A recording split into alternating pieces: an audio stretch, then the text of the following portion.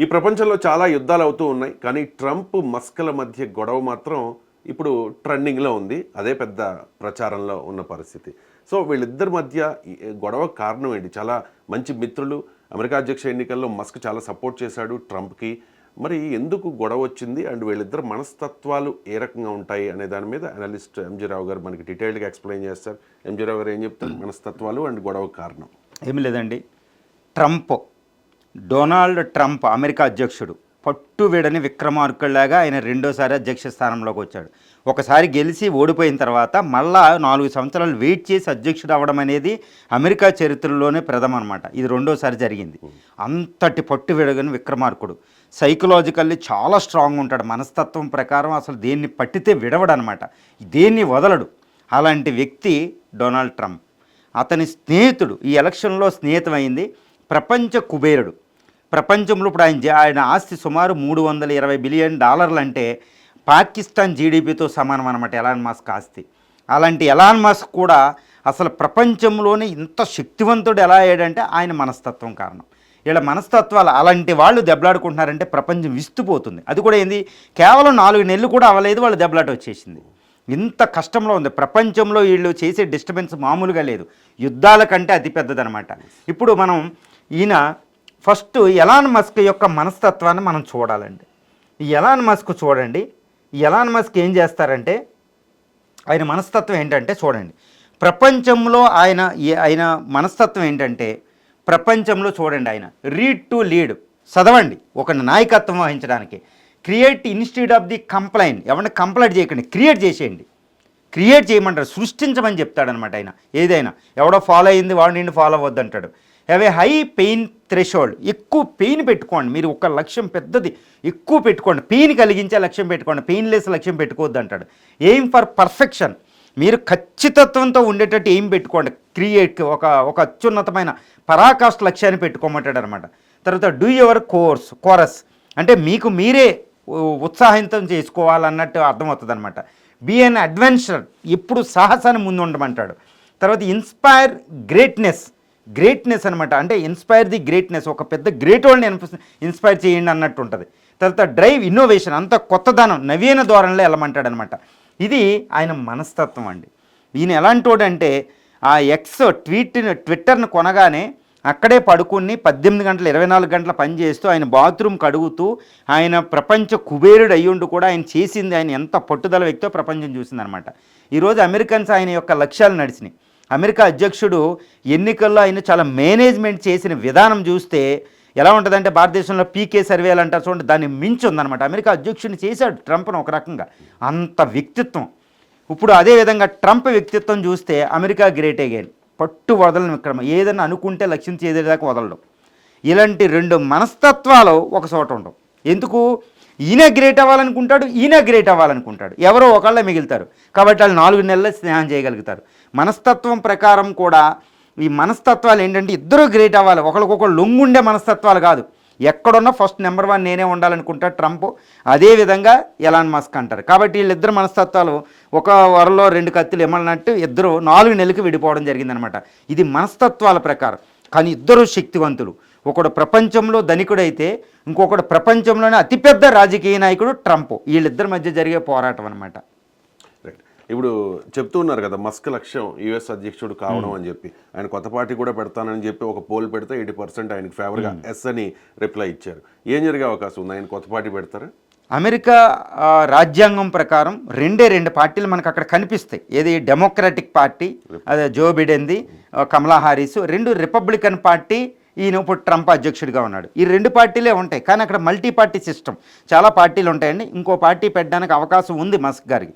ఆయన తన ట్వీట్ చేస్తే ఎక్స్లో 56 లక్షల ఆయన ఫాలోవర్స్లో 80% అగ్రీడ్ అయ్యారు కొత్త పార్టీ కావాలని.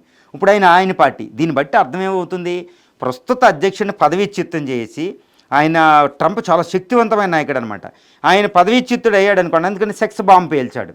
ఈ జెఫ్రీ ఫైల్స్లో ఈయన పేరు ఉంది. ఈయన ఎందుకు పనిచేయడు, అమెరికా అధ్యక్షుడిగా పనిచేయడు, మెంటల్లీ హీనమైపోయాడు ట్రంప్. ఈయన వల్ల అమెరికా దివాళా తీసేస్తుంది, ఈయన మీద అభిశంసన పెట్టండి, ఇంపీచ్మెంట్, పదవి తీసేయండి. ఇప్పుడు జెఫ్రీ ఫైల్స్లో ఉన్నాయి, సెక్సువల్ బాంబు ఉంది, బాలికలను రేప్ చేసిన వ్యక్తి ట్రంప్ అన్నట్టు భయంకరంగా ఆరోపణ చేశాడు. అంటే ఇప్పుడు దానికి ఏంటి, ఇతని పదవి మళ్ళీ పొలిటికల్ పార్టీ అంటున్నాడు. అంటే ఏంటి, వచ్చే 3 సంవత్సరాల తర్వాత సుమారు 3 సంవత్సరాల్లో 3.5 సంవత్సరాల్లో ఎన్నికలు జరగబోతున్నాయి, మళ్ళీ అక్కడ 4 సంవత్సరాలు కాబట్టి అక్కడ ఆ అధ్యక్ష ఎన్నికల్లో ఏదో విధంగా ఈయన అమెరికా అధ్యక్షుడు అవ్వాలని లక్ష్యం పెట్టేసుకున్నాడు అనమాట. అందుకే ట్రంప్ని ఇప్పటి నుంచి ఆయన క్యారెక్టర్ అసాసినేషన్ చేసేస్తున్నాడు, ఆయన అన్యాయాలని బయటికి తీసాడు అనమాట. ఇది జరిగేది. సో ఇప్పుడు ఏంటంటే, ఇప్పుడు ఎట్టి పరిస్థితుల్లో అధ్యక్ష స్థానంలోకి వెళ్ళడానికి ఈయన ప్రయత్నం చేస్తున్నాడు ఎలాన్ మస్క్. మీరు చెప్తున్నట్టుగా ఒకరు ప్రపంచ కుబేరుడు, మరొకరు ప్రపంచంలోని శక్తివంతమైన నాయకుడు. వీళ్ళిద్దరి మధ్య పోటీ, అది ఎలక్షన్స్లో అవ్వచ్చు, లేకపోతే ఇంకో రకంగా అవ్వచ్చు. ఎవరు గెలిచే అవకాశం ఉంది? అవునండి, ఇప్పుడు విశ్లేషకులు ఏమంటున్నారంటే, ప్రపంచ మీడియాలో విశ్లేషకులు అందరూ ఏంటంటే, ప్రపంచంలో శక్తివంతమైన వ్యక్తి ఈయన లక్ష్యం కూడా ఇంకోటి ఏంటంటే, ఫస్ట్ మానవ చరిత్రలో $1 ట్రిలియన్ ఆస్తి, ఇప్పుడు 320 అత్యధికం, $1 ట్రిలియన్ ఆస్తి సంపాదించాలని లక్ష్యం పెట్టుకున్నాడంట ఆయన.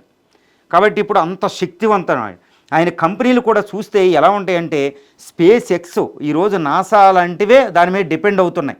నిన్న కూడా ట్రంప్ని బెదిరించాడు ఆయన, నువ్వు ఓకే అనకపోతే అక్కడ అంతరిక్ష కేంద్రానికి మేము జంబో జెట్ని పంపిస్తాను, దాన్ని ఆపేస్తున్నానని వెంటనే ట్రంప్ దారిలోకి వచ్చేసారు. ట్రంప్ భయపడిపోతున్నారు, వణికిపోతున్నారు ఇప్పుడు ఆయనకి. ఎందుకంటే ఆయన కాదు అంటే చాలా ప్రమాదం. ఆయన దగ్గర ఆస్తులు ఉన్నాయి, ఆయన కంపెనీలు కూడా చూడండి, Tesla, space X, PayPal, the boring company, ఇలాంటి కంపెనీలు అన్నీ పెట్టాడు.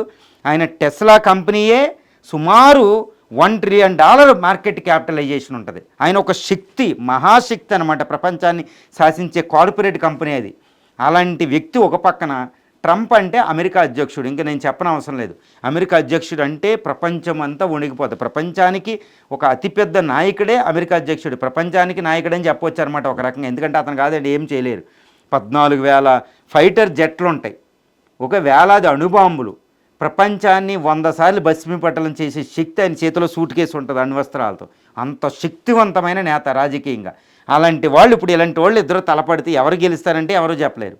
కానీ ప్రస్తుతానికైతే ఈ ఎలాన్ మస్క్ చాలా తెలివిగా ఆయన మీద చేసిన ఆరోపణ